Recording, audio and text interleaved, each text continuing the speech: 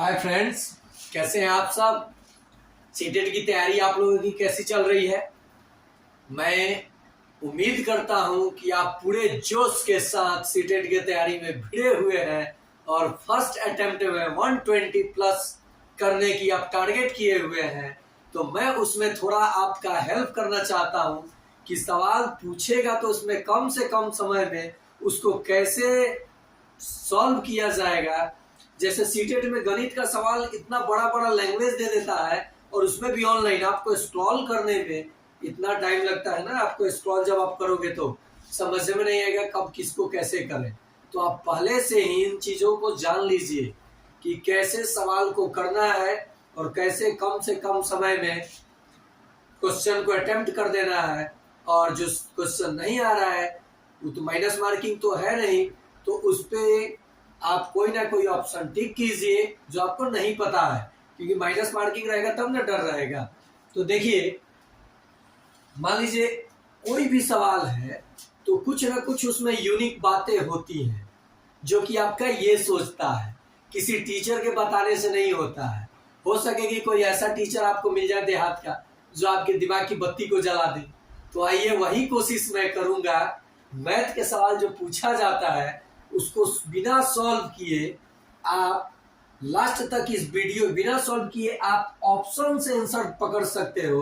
तो अगर आप ऐसा सीखना चाहते हो तो मेरे साथ वीडियो में लास्ट तक बने रहो। अगर थोड़ा सा भी स्किप आपने किया ना तो आप नहीं सीख पाओगे और आपका हो सके कि एक दो नंबर से आप बाय मिस्टेक पीछे रह जाओगे। तो मैं ये कभी नहीं चाहूंगा कि आप उतना मेहनत करो और जाके 89 87 पे फंस जाओ। तो आप देखो, जिनको गणित नहीं आती है वो जरूर देखें।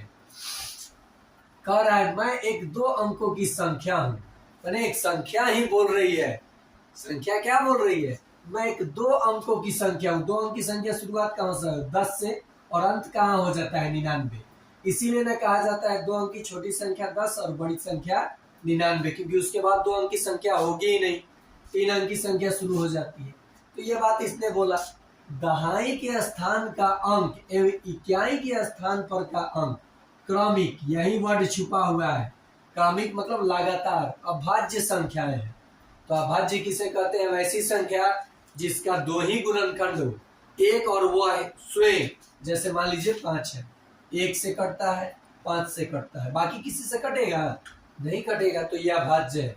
2 एक यही एक ऐसा सम संख्या है जो अभाज्य है, 1 और 2। मतलब जिस संख्या के पास दो ही गुणनखंड हो, एक और वह स्वयं, तो क्या कहलाएगा? अभाज्य संख्या कहलाएगा। तो कह रहा है कि क्रमिक अभाज्य हो संख्या है, अंकों का योग 3 और 4 का गुणज हो। तो 3 और 4 का एलसीएम क्या होता है? मतलब 3 का भी गुणज हो, 3 के भी पहाड़ा में आए और 4 के भी पहाड़ा में आए। तो देखिए ये तो क्रमिक है, 3 और 2 5, 5 3 के पहाड़ा में आएगा नहीं आएगा, तो ये गलत हो गया। 3 1 4 जोड़ने पे एक अभाज्य संख्या है, तो ये तो ऐसा ही गलत हो गया। 5 3 8 जोड़ने पे यह भाज्य है, लेकिन 5 3 8 3 के पहाड़ा में आएगा नहीं आएगा।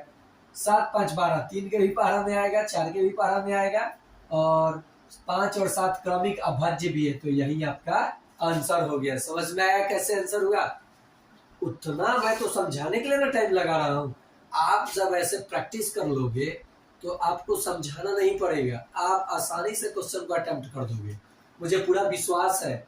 और आप अगर मेरे चैनल पे नए हो और सीटेट में 15 में 15 लाना चाहते हो गणित वाले सवालों में, और मान लीजिए आंख बंद करके भी आप मारोगे स्टडी जो कर रहे हो, क्या आपका 15 में 10 भी नहीं आएगा? तो सोचिए, ये आपका प्लस पॉइंट है, जोड़ लीजिए 25 आ जाएगा आपका। और जब 25 इसमें आएगा तो आप कोई एक और सब्जेक्ट स्ट्रॉन्ग कर लो जो 25 आ जाए। तो मान लीजिए दो सब्जेक्ट में आपका 25, यही आपका 50 मार्क्स ला दिया। अब 90 में आपको चाहिए कितना? 40, मतलब पास होने के लिए। क्या आप 90 में 60 नहीं कर सकते हो? आपका स्कोर 110 पार हो जाएगा। तो आप कोई दो सब्जेक्ट को स्ट्रॉन्ग करो, कोई दो, सब आपका स्ट्रॉन्ग नहीं हो सकता है, कम समय रहता है 3 से 4 महीना, लेकिन आप समय का सही से सदुपयोग करो और प्रत्येक दिन सभी सब्जेक्ट को देखो। एक सब्जेक्ट से तो रिजल्ट होगा नहीं, लेकिन कोई दो सब्जेक्ट को आप इतना स्ट्रॉन्ग कर लो कि आप उसमें 28, 29, 30 तक नंबर ला दो। कोई जरूरी कि मैथ में बीएस में ही कर सकते हैं। तो देखो बाबू, नेक्स्ट क्वेश्चन, आरोही क्रम में व्यवस्थित करने पर कौन सी संख्या तृतीय स्थान पर होगी? तो इसमें करना क्या है, डेसिमल के पहले जो अंक है तो बड़ा बड़ा है, डेसिमल के बाद देखो 0 और डेसिमल के बाद 7, तो इससे भी ये छोटा है तो ये 1 नंबर पे हो जाएगा। देखो दूसरे कलर से बता देते हैं।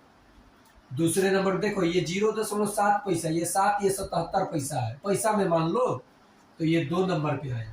अब 7 रुपया मान लो, ये किलोमीटर मान लो, 3 डिजिट दिया है तो 7 किलोमीटर 7 मीटर, 7 किलोमीटर 707 मीटर, तो इससे तो ये बड़े ना हुआ, 7 किलोमीटर 70 मीटर, तो ये तृतीय स्थान पर ये हो जाएगा 1 नंबर 2 नंबर 3 नंबर। तो 3 नंबर पे कौन आएगा?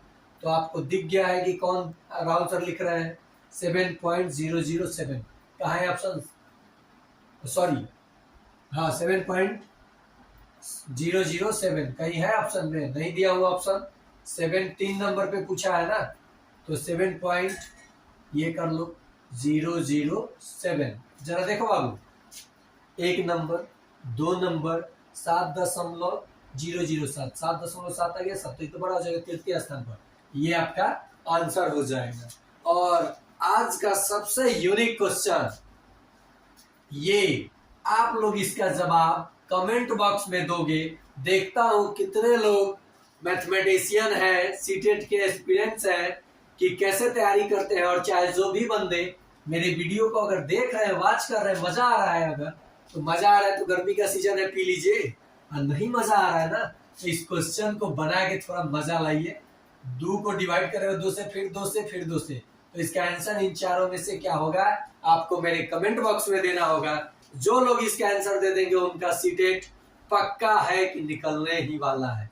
और ऐसा नहीं है कि जो नहीं देंगे उनका नहीं निकलेगा, उनका भी निकलेगा, लेकिन ये आप दे के तो दिखाओ। ये चैलेंजेस क्वेश्चन है। ओके, तो आज के लिए इतना ही।